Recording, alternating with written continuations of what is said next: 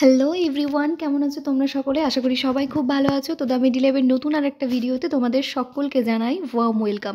তো আজকের ভিডিওটাতেও ডিসকাস করব একটা রিক্রুটমেন্ট নোটিশ নিয়ে, যেটা তোমার বেরিয়েছে ministry of social justice and empowerment, government of India. ঠিক আছে, তো এটা হচ্ছে উড়িষ্যা থেকে বেরিয়েছে, উড়িষ্যা কটক থেকে রিক্রুটমেন্টটা বেরিয়েছে।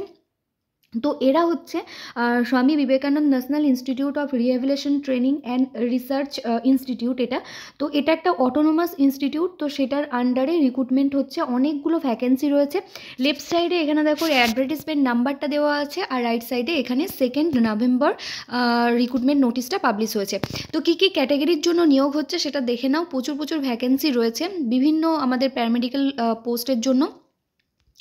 তো প্রথমে হচ্ছে জেনারেল ডিউটি মেডিকেল অফিসার, যেটার জন্য হচ্ছে 2টো ভ্যাকেন্সি রয়েছে। 2টো ভ্যাকেন্সির মধ্যে হচ্ছে, এটা হচ্ছে গ্রুপ এর আন্ডারে, ক্যাটাগরিতে হচ্ছে এসসির একটা, ওবিসির একটা। এজ লিমিট হচ্ছে ম্যাক্সিমাম এজ লিমিট হচ্ছে 32 বছর। এখানে পে ম্যাট্রিক্স হচ্ছে পে লেভেল 10 এর আন্ডারে পড়ছে, যেটা হচ্ছে তোমার পে স্কেল হবে 56,100 থেকে 1,77,500 টাকা। তারপরে এখানে আছে এডুকেশনাল অ্যান্ড আদার কোয়ালিফিকেশান, যেটা দরকার জেনারেল ডিউটি মেডিকেল অফিসারের জন্য, সেটা হচ্ছে MBBS ডিগ্রি লাগবে, 2 বছরের MD কোর্স এসব লাগবে। তো তোমাদের যাদের কাজিনরা, অর্থাৎ হচ্ছে যে সিস্টার ব্রাদার যারা আছে, বা হচ্ছে তোমাদের ফ্রেন্ডস অ্যান্ড ফ্যামিলির মধ্যে যদি কেউ থেকে থাকে, তো আমাদের প্যারামেডিক্যাল ট্রেড ছাড়াও আদার্স যে ক্যাটাগরিতে নিয়োগ হচ্ছে সেগুলো সবটাই আমি ডিটেলসে বলবো। তাদের সাথে ভিডিওগুলো শেয়ার করো, যদি তাদের কোনো উপকারে লাগে তাহলে সেটা সবার জন্যই ভালো হবে। তো তারপরে হচ্ছে নার্সিং সিস্টার। নার্সিং সিস্টার হচ্ছে এখানে একটাই পোস্ট আছে, যেটা গ্রুপ বি এর আন্ডারে হচ্ছে। এখানে আনরিজার্ভ ক্যাটাগরির জন্য আছে, কোনো রিজার্ভেশন নেই। বিলো 40 ইয়ার্স অর্থাৎ 40 বছর পর্যন্ত আপার এজ লিমিট দিয়ে দিয়েছে। পে স্কেল এখানে আছে পে লেভেল 8 এর আন্ডারে পড়ছে, যেটা 47,600 থেকে 1,51,100 টাকা পে স্কেল পড়ছে। এডুকেশনাল কোয়ালিফিকেশনটাও একবার বলে দিচ্ছি, যেখানে BSc nursing or diploma in general nursing midwife, অর্থাৎ হচ্ছে তোমার জিএনএম অর বিএসসি দুজনেই হচ্ছে এই পোস্টের জন্য অ্যাপ্লিকেবল। সেটা অবশ্যই হচ্ছে স্টেট নার্সিং রেজিস্ট্রেশন কাউন্সিলের আন্ডারে, অথবা হচ্ছে West Bengal government, West Bengal না, এটা হচ্ছে ইন্ডিয়ান নার্সিং কাউন্সিলের আন্ডারে রেজিস্টার থাকতে হবে। তার সাথে হচ্ছে 3 বছর as staff nurse from those whose degree holder, 5 years for those হচ্ছে যে ডিপ্লোমা হোল্ডার। যারা ডিগ্রি কোর্স করেছে, অর্থাৎ হচ্ছে বিএসসি নার্সিং করেছে, তাদের জন্য 3 বছরের ওয়ার্কিং এক্সপিরিয়েন্স লাগবে। আর যারা ডিপ্লোমা হোল্ডার আছে তাদের জন্য, অর্থাৎ জিএনএম কোর্সের জন্য 5 বছরের এক্সপিরিয়েন্স লাগবে। ডিজাইরেবল ক্রাইটেরিয়া হচ্ছে পোস্ট বেসিক ডিপ্লোমা ইন হচ্ছে অর্থোপেডিয়াটিক অথবা হচ্ছে রিহ্যাবিলিটেশন নার্সিং। তো এটা হচ্ছে ডিজাইরেবল ক্রাইটেরিয়া, যদি স্পেশালাইজেশন থেকে থাকে কারো এই অর্থোপেডিয়াটিক অথবা রিহ্যাবিলিটেশনের উপর, তাহলে হচ্ছে সেটা ডিজাইরেবল ক্রাইটেরিয়া হিসাবে কাউন্ট হবে। দেন হচ্ছে এখানে স্টাফ নার্সের জন্য নিয়োগ হচ্ছে, যেটা নাম্বার অফ পোস্ট 2টো আছে, গ্রুপ বি আন্ডারে পড়ছে। এজ লিমিট বিলো 30, আর হচ্ছে এসসি একটা, ওবিসির জন্য একটা। পে স্কেল হচ্ছে 7 আন্ডারে, পে ম্যাট্রিক্স লেভেল 7 এর আন্ডারে পড়ছে। 44,900 থেকে 1,42,400 টাকা হচ্ছে পে স্কেল। এডুকেশনাল কোয়ালিফিকেশান এখানেও বিএসসি অথবা জিএনএম দুজনেই অ্যাপ্লিকেবল।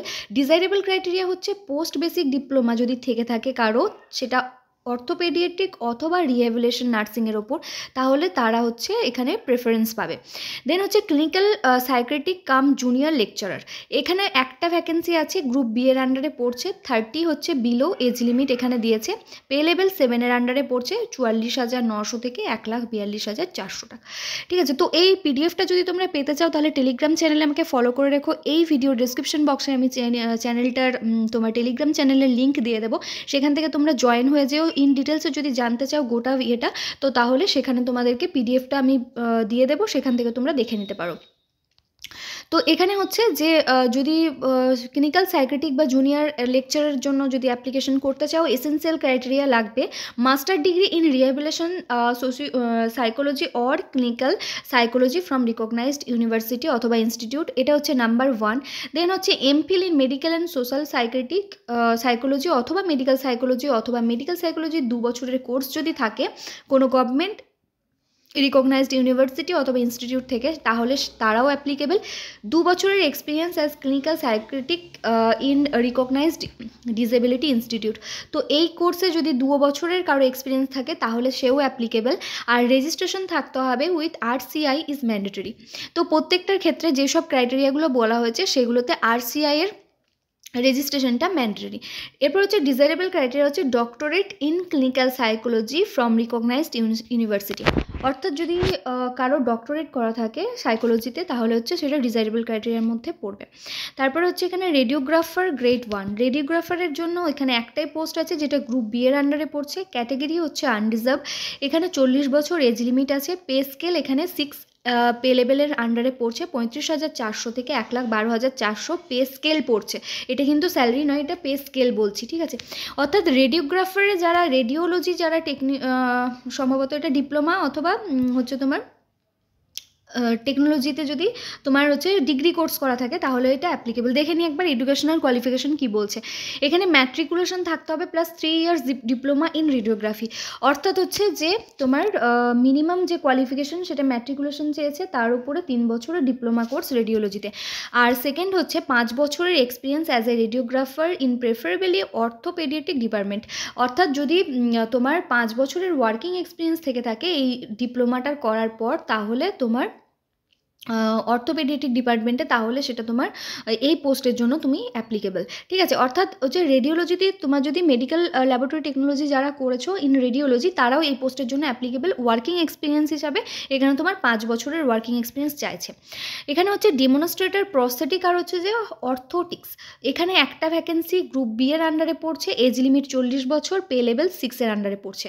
এসেন্সিয়াল কোয়ালিফিকেশন যেটা আছে সেটা তোমরা একটু দেখে নিও। ব্যাচেলার ডিগ্রি এখানে চেয়েছে ডিপ্লোমা ইন প্রস্থেটিক অ্যান্ড হচ্ছে অর্থোটিক্সের জন্য, যেটা অবশ্যই করে RCR রেজিস্ট্রেশন থাকতেই হবে, ম্যান্ডেটরি এখানে এরা বলছে।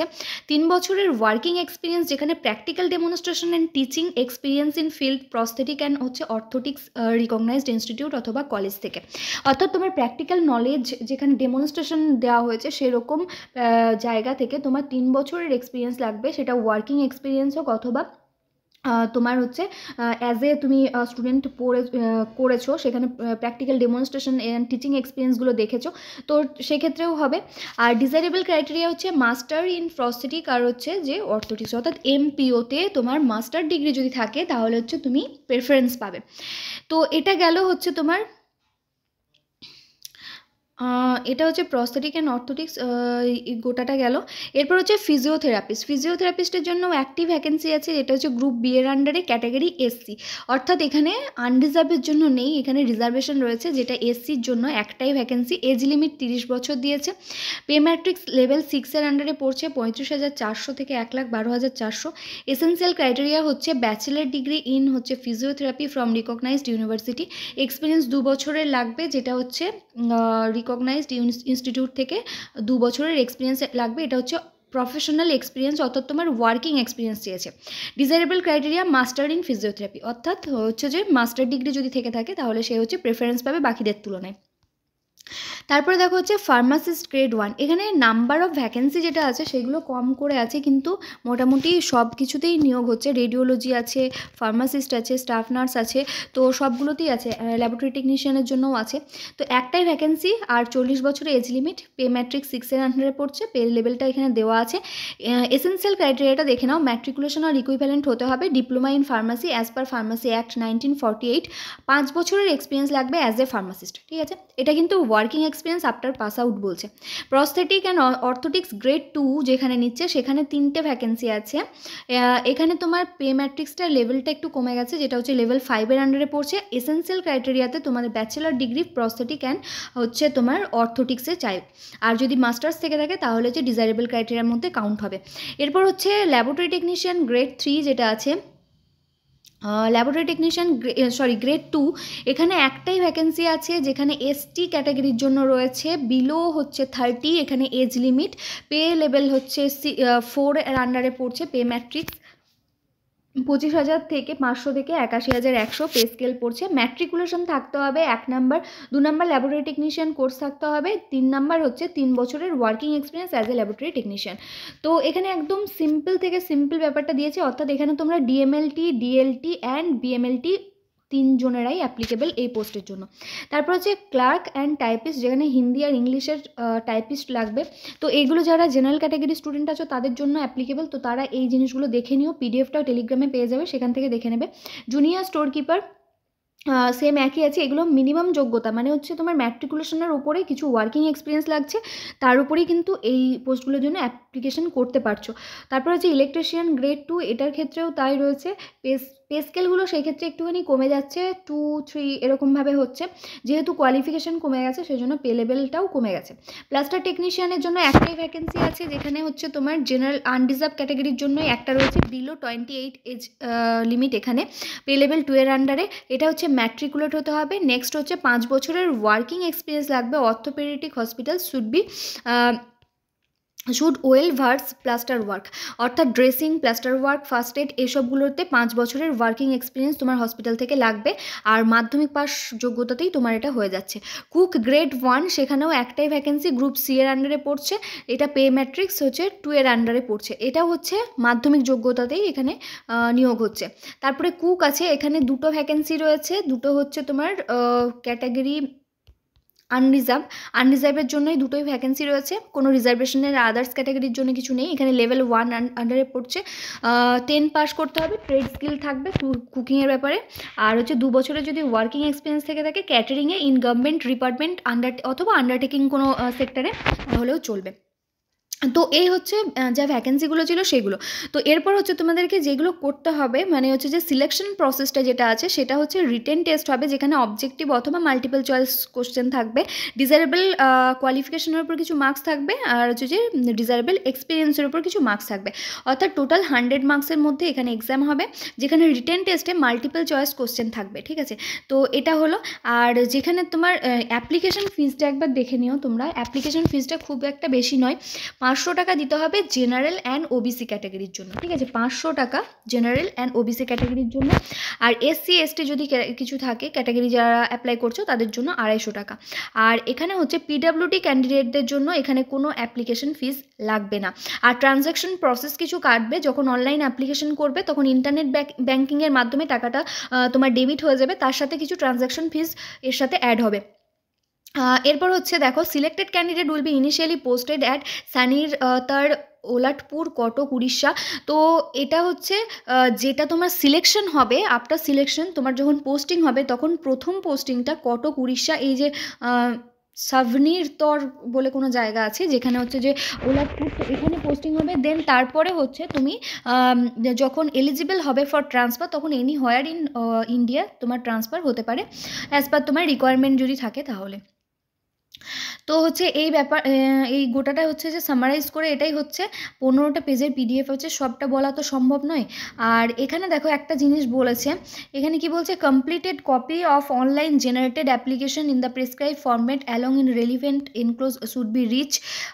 আচ্ছা, তো অনলাইন অ্যাপ্লিকেশন করার পরেও তোমাকে যে কিছু ডকুমেন্টস ওদেরকে সাবমিট করতে হবে, যেটা এই অ্যাড্রেসে তোমাকে পোস্ট করতে হবে তোমাদেরকে, the director Swami Vivekananda national institute of rehabilitation training and research, Olatpur, post হচ্ছে বাইরুই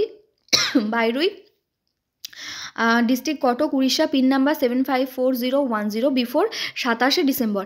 তো এই অ্যাড্রেসটা ভালো করে নোট করে নাও। এই অ্যাড্রেসে তোমাদের অনলাইন অ্যাপ্লিকেশন করার পরেও কিন্তু তোমাদেরকে ডকুমেন্টস সাবমিট করতে হবে, পাঠাতে হবে বাই পোস্টে। তো সেটা একটু মাথায় থাকে, নাহলে কিন্তু অ্যাপ্লিকেশনটা তোমার পুরো কমপ্লিট হবে না। ঠিক আছে, তো এই হচ্ছে ব্যাপার। আর যদি তুমি কোনো নোটিশ বোর্ড দেখতে চাও, কোনো ওয়েবসাইট ফলো করতে চাও, তাহলে এই যে অ্যাড্রেসগুলো দেওয়া আছে এখান থেকে তুমি ফলো করতে পারো। ওদের যে অফিসিয়াল ওয়েবসাইট আছে সেখান থেকে তোমরা হচ্ছে অনলাইন অ্যাপ্লাইটা করতে পারবে, যে এটা recruitment.sbnir.nic.in, এটা হচ্ছে তোমার অ্যাপ্লিকেশন করার জন্য ওই ওয়েবসাইট। আর 13 তারিখের মধ্যে হচ্ছে তোমার অনলাইন অ্যাপ্লিকেশনটাকে কমপ্লিট করতে হবে, last date of submission online. তো আজকে হচ্ছে তোমার 10 তারিখ, আজকে বিকালে ভিডিওটা তোমরা পেয়ে যাচ্ছ। তো 13 তারিখ, এখনও 3 দিন সময় আছে, তাড়াতাড়ি অনলাইন অ্যাপ্লিকেশনটা করে দাও। তারপরে হচ্ছে তোমাদের বাই পোস্টে পাঠানোর জন্য অনেকটা সময় আছে, 27 তারিখ পর্যন্ত সময় আছে, তখন ধীরে সুস্থে পাঠাবে। তো এরপর হচ্ছে যে এই জিনিসটাই এখানে পিডিএফটা হিন্দিতে এখানে দিয়ে দিয়েছে, তোমরা যারা মানে ইংলিশ তে পুরো কমফোর্টেবল নও তারা এটা হিন্দিটা দেখে নিতে পারো। দুটো ল্যাঙ্গুয়েজে এখানে দেওয়া আছে, হিন্দি অ্যান্ড হচ্ছে ইংলিশ, দুটোতেই দেওয়া আছে। আশা করছি ইংলিশটাই সবাই বুঝতে পারবে, তো সেই জন্য এটা দেওয়া থাকলো। টেলিগ্রামে দুটোই পেয়ে যাবে, যে কোনো একটা চেক করে নিতে পারো। তো আজকের মতো এখানেই শেষ করছি ভিডিওটা। দেখা হবে নেক্সট ভিডিও অন্য কোনো ইম্পর্টেন্ট টপিক নিয়ে। ততক্ষণ সবাই ভালো থেকো, সুস্থ থেকো। চ্যানেলটাকে অবশ্যই সাবস্ক্রাইব করে পাশে থেকে বেল নোটিফিকেশনটি অল করে রেখো। তো চলো, টাটা।